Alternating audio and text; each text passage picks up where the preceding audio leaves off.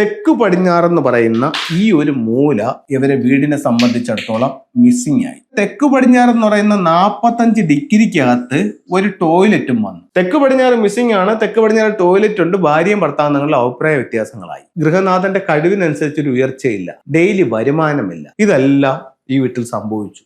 എത്ര കൃത്യമായിട്ട് വെച്ച വീടാണെങ്കിലും അതിൽ പിന്നെ നമ്മളൊരു പണിയെടുക്കുമ്പോൾ വളരെ ശ്രദ്ധിച്ച് വേണ്ട രീതിയിൽ അതിനെ കൈകാര്യം ചെയ്തില്ല എന്നുണ്ടെങ്കിൽ നമുക്ക് പ്രശ്നങ്ങൾ ഉണ്ടാവും. ഒരു ചെറിയ ഉദാഹരണം പറയാം. ഇതൊരു വീട്ടിൽ വന്ന കാര്യമാണ്. അവരൊരു വീട് വെച്ചു.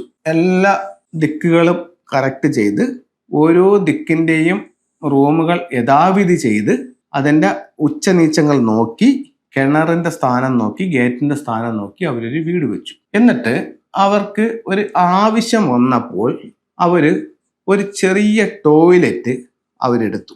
ആ ഒരൊറ്റ ടോയ്ലറ്റിൽ നിന്ന് തന്നെ അവരുടെ ജീവിതത്തിൽ താളപ്പിഴകൾ ഉണ്ടായി. അത് എങ്ങനെയാണെന്ന് നമുക്ക് നോക്കാം. ഇവിടെ അവർക്ക് കിച്ചൺ വന്നു, ഇവിടെ അവർക്ക് ഡൈനിങ് ഹാൾ വന്നു, ഇവിടെ മാസ്റ്റർ ബെഡ്റൂം വന്നു, ഇവിടെ അവർക്ക് വീണ്ടും ഒരു ബെഡ്റൂമാണ് വന്നത്. അപ്പോൾ ഇവരെ സംബന്ധിച്ചിടത്തോളം ഇവർക്ക് ഈ 2 ബെഡ്റൂമിനകത്തും ടോയ്ലറ്റ് ഇല്ല. എന്ത് ചെയ്തു? ഇവർ വീടിന് പുറത്ത് ഇങ്ങനെ ഒരു ടോയ്ലറ്റ് അങ്ങ് പണിഞ്ഞു. 2 ടോയ്ലറ്റ് അങ്ങ് പണിഞ്ഞു. ഇതൊരു ടോയ്ലറ്റ്, ഇതൊരു ടോയ്ലറ്റ്. ബാക്കി ഇതെല്ലാം അവർ കൃത്യമായിട്ട് പണിഞ്ഞു വെച്ചതാണ്. അപ്പോഴത്തേക്ക് ആദ്യത്തെ പണിയിൽ അവർക്ക് വീട്ടിനകത്ത് ടോയ്ലറ്റ് ഇല്ല. കുറച്ച് പഴക്കമുള്ള വീടാണ്. പുറത്ത് ടോയ്ലറ്റ് മതി എന്നുള്ളൊരു കണക്കുകൂട്ടലായിരുന്നു.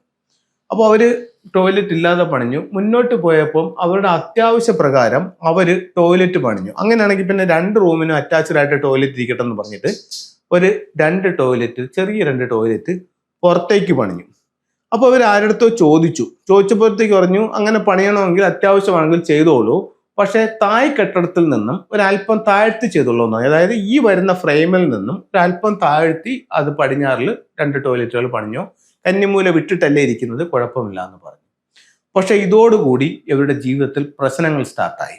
സാമ്പത്തികമായി പുറകിലേക്ക് പോയി. സമ്പത്ത് വന്നത് ഇരട്ടി കയ്യിൽ നിന്ന് പോകാൻ തുടങ്ങി. ഭാര്യയും ഭർത്താവും തങ്ങളിൽ അഭിപ്രായ വ്യത്യാസം ഉണ്ടായി. ഇപ്പം നമ്മൾ ഒരു വീടിൻ്റെ നല്ല രീതിയിലൊരു വീട് മുന്നോട്ട് പോകണമെങ്കിൽ, അത് എൻ്റെ ഒരു അഭിപ്രായമാണെന്ന് വേണമെങ്കിൽ പറയാം, ഞാൻ പല വീടുകളിലും കണ്ടിട്ടുള്ള ഒരു കാര്യമാണെന്നും പറയാം, അവിടുത്തെ ഭാര്യയും ഭർത്താവും തങ്ങളിൽ നല്ലൊരു ഐക്യമുണ്ടെങ്കിൽ വളരെ താഴേക്കിടയിൽ നിന്നിട്ട് തന്നെ അവർക്ക് പെട്ടെന്ന് ജീവിതത്തിലേക്ക് ഉയരാനും സാമ്പത്തികമായിട്ട് അഭിവൃദ്ധി നേടാനും ആ വീട്ടിലെ എല്ലാ കാര്യങ്ങൾക്കും ഒരു മുന്നേറ്റം ഉണ്ടാവാനും ഇവർ തങ്ങളിലുള്ള ഒരു കെമിസ്ട്രി നല്ല രീതിയിൽ ഉണ്ടെങ്കിൽ അത് നല്ല രീതിയിൽ ആ ഒരു വീടിനെ ഗുണം ചെയ്യും.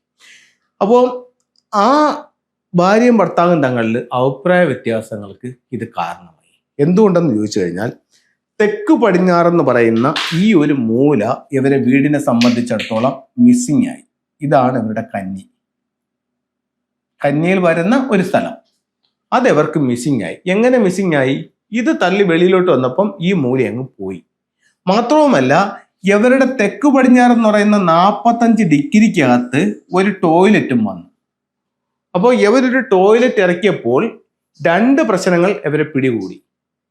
ഈ ഒരു ദിക്കിൽ ഒന്ന് കന്നിയിൽ ടോയ്ലറ്റ് കയറി, ഒന്ന് കന്നിയിൽ മിസ്സിങ്ങുമായി.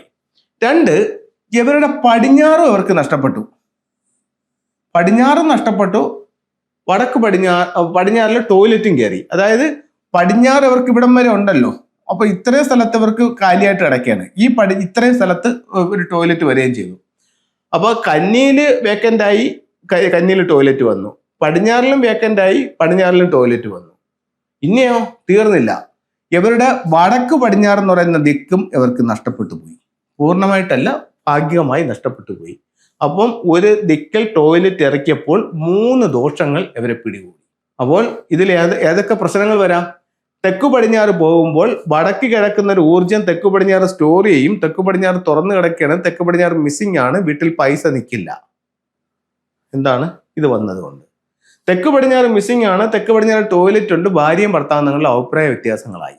നല്ല സന്തോഷത്തിൽ കഴിഞ്ഞുകൊണ്ടിരുന്ന കുടുംബം അഭിപ്രായ വ്യത്യാസങ്ങളായി. പടിഞ്ഞാറ് മക്കളുടെ കലാപരമായിട്ടുള്ള കഴിവുകൾ, കാര്യങ്ങൾ, വീട്ടിലെ കലാപരമായിട്ടുള്ള കാര്യങ്ങളൊക്കെ ഉണ്ടെങ്കിൽ ആ കുട്ടികൾക്ക് ആ ഒരു കഴിവ് നഷ്ടപ്പെട്ടു. അതിനനുസരിച്ച് മുന്നോട്ട് കൊണ്ടുപോകാൻ പറ്റാത്തൊരവസ്ഥ വീട്ടിൽ സംജാതമായി. അടുത്തത് വടക്ക് പടിഞ്ഞാറ് എന്ന് പറയുന്ന മൂല പോയി. മൂല പോയപ്പം ഗൃഹനാഥൻ താഴെ പോയി. അത് എന്തുകൊണ്ട് താഴെ പോയി? ഫംഗ്ഷു പ്രകാരം വടക്ക് പടിഞ്ഞാറ് ഗൃഹനാഥന്റെ ദിക്കാണ്. ഗൃഹനാഥന്റെ ദിക്ക് വീട്ടിൽ നഷ്ടപ്പെട്ടു. ഗൃഹനാഥൻ വീട്ടിൽ ഇല്ലാത്തൊരവസ്ഥ. വിദേശ രാജ്യങ്ങളിൽ ജോലിക്ക് പോവുക, എന്നും കുന്നും വീട്ടിൽ വരാൻ പറ്റാത്തൊരവസ്ഥയിൽ ഒന്ന് മാറി ഓരോ പ്രശ്നങ്ങളായിട്ട് ഉള്ള കാലം മൊത്തവും വിദേശത്ത് നിൽക്കേണ്ടി വരുന്ന ഒരവസ്ഥ ഒരുപാട് വീടുകൾക്ക് ഇതുണ്ട്. അപ്പോൾ ഗൃഹനാഥന്റെ കഴിവിനനുസരിച്ചൊരു ഉയർച്ചയില്ല. നമ്മളെ സപ്പോർട്ട് ചെയ്യുന്ന ആൾക്കാർ പൊതുവെ കുറഞ്ഞു. ഡെയിലി വരുമാനമില്ല. ഇതെല്ലാം ഈ വീട്ടിൽ സംഭവിച്ചു. അവരെല്ലാം നോക്കി വെച്ചതാണ്. അവർ ചെയ്ത ഒരേ ഒരു തെറ്റ് ഈ ഒരു ടോയ്ലറ്റ് പുറത്തേക്ക് ചെയ്തു. എന്തെല്ലാം പ്രശ്നങ്ങൾ വന്നെന്ന് നോക്കൂ. ഇത് കണ്ടുകൊണ്ടിരിക്കുന്ന ഓരോരുത്തരുടെയും വീട്ടിൽ ഇങ്ങനെയുള്ള കാര്യങ്ങൾ സംഭവിച്ചിട്ടുണ്ടെങ്കിൽ നിങ്ങളുടെ ജീവിതവുമായിട്ട് ഇതൊന്ന് തട്ടിച്ചു നോക്കൂ. അപ്പോൾ ഞാൻ പറഞ്ഞത് ശരിയാണോ തെറ്റാണോ എന്ന് നിങ്ങൾക്ക് സ്വയം ബോധ്യപ്പെടും. അപ്പോൾ ഇത്തരത്തിലുള്ള എന്തെങ്കിലും പ്രശ്നങ്ങൾ വന്നെങ്കിൽ നിങ്ങൾ തന്നെ ഉടനെ പണിക്ക് ഇറങ്ങാതെ നല്ലൊരു ഫംഗ്ഷൻ കൺസൾട്ടനെ കാണിച്ചുകൊണ്ട് അവരുടെ നിർദ്ദേശപ്രകാരം വേണ്ട കാര്യങ്ങൾ ചെയ്തുകൊണ്ട് വീടിനെ കറക്റ്റ് ചെയ്യുന്നത് നല്ലതായിരിക്കും. ഫംഗ്ഷനിലെ ചില ടൂളുകൾ നമുക്ക് നോക്കാം. ഇത് ചൈനീസ് കോയിൻസ് ആണ്. അവർ പണ്ട് ഉപയോഗിച്ചിരുന്ന കോയിൻസിന്റെ മാതൃകയാണ്. പക്ഷെ ഇത്തരം കോയിൻസുകൾ നമ്മൾ കൈവശം സൂക്ഷിക്കുമ്പോഴോ നമ്മുടെ ക്യാഷ് ബോക്സിലേക്ക് വെക്കുമ്പോഴോ നമ്മളിലേക്കുള്ള മണി ഫ്ലോ, അതിൻ്റെ ഒരു ഒഴുക്ക് കൂടാനും നമ്മളിലേക്ക് കൂടുതൽ സമ്പത്ത് വരാനും തുടങ്ങുമെന്ന് ചൈനീസ് വാസ്തുകലയായ ഫെങ്ഷുയിൽ പറയുന്നുണ്ട്. ഒരുപാട് പേർക്ക് നല്ല റിസൾട്ട് ഉണ്ട്. ഏറ്റവും ചെറിയ പൈസയുള്ളൂ. നിങ്ങൾക്ക് ഇതൊന്ന് വാങ്ങിച്ച് ഉപയോഗിച്ച് നോക്കാം. എന്താണ് റിസൾട്ട് എന്നുള്ളത് നിങ്ങൾക്ക് തിരിച്ചറിയാം. ഇനി ഫെങ്ഷുയിൽ ഉപയോഗിക്കുന്ന 5 എലമെന്റ്സിൽ ഒരു എലമെന്റ് എന്ന് പറയുന്നത് എർത്ത് എലമെന്റ് ആണ്. ഇത് എർത്ത് എനർജിയെ സൂചിപ്പിക്കുന്ന ക്രിസ്റ്റൽസ് ആണ്. ഇത് ഓരോരോ ക്രിസ്റ്റൽസ് ഉണ്ട്. രത്നങ്ങൾ, ഉപരത്നങ്ങൾ എന്ന് പറയും. ഇത് ഉപരത്നത്തിൽ വരുന്നതാണ്. അമിത്തിസ്റ്റ് എന്നാണ് ഇതിന്റെ പേര്. ഇതെപ്പോഴും ഒരു സ്പിരിച്വൽ എനർജി നമ്മളുടെ ജീവിതത്തിലേക്ക് കൊണ്ടുവരും. ഇത് നമുക്ക് ബ്രേസ്ലെറ്റ് ആയിട്ട് ധരിക്കാം. ഇതിന്റെ ചെറിയ പെൻഡന്റുകളുണ്ട്, അത് നമുക്ക് ലോക്കറ്റ് ആയിട്ട് ധരിക്കാം. ഇതിന്റെ പിരമിഡുകളുണ്ട്, ഇത് നമുക്ക് വീട്ടിൽ ബെഡ്റൂമിൽ സൂക്ഷിക്കാം. ഇതിന്റെ പെൻഡന്റ് ഉണ്ട്, അതുപോലെ തന്നെ ഇതിന്റെ മാലയുമുണ്ട്. അപ്പോൾ നമ്മുടെ ആവശ്യാനുസരണം നിങ്ങൾക്ക് ഉപയോഗിക്കാവുന്നതാണ്. ഇനി വിദ്യാഭ്യാസപരമായിട്ട് അഭിവൃദ്ധിക്ക് വേണ്ടിയിട്ട് ഇത് ക്രിസ്റ്റൽ ബോൾ ആണ്. ഇതിലത്തെ ഒരു 8 ക്രിസ്റ്റൽ ബോൾസ് വാങ്ങിച്ച് ഒരു റെഡ് ചരടിനകത്ത് കെട്ടി വീടിന്റെ വടക്ക് കിഴക്ക് ഭാഗത്ത് ഹാങ് ചെയ്യുന്നത് സ്വീകരണ മുറിയിൽ ചെയ്താലും മതി. കുട്ടികളുടെ വിദ്യാഭ്യാസപരമായിട്ടുള്ള അഭിവൃദ്ധിക്ക് വളരെ നല്ലൊരു ടൂളായിട്ട് ചൈനീസ് വാസ്തുകലയായ ഫെങ്ഷുയിൽ പറയുന്നുണ്ട്.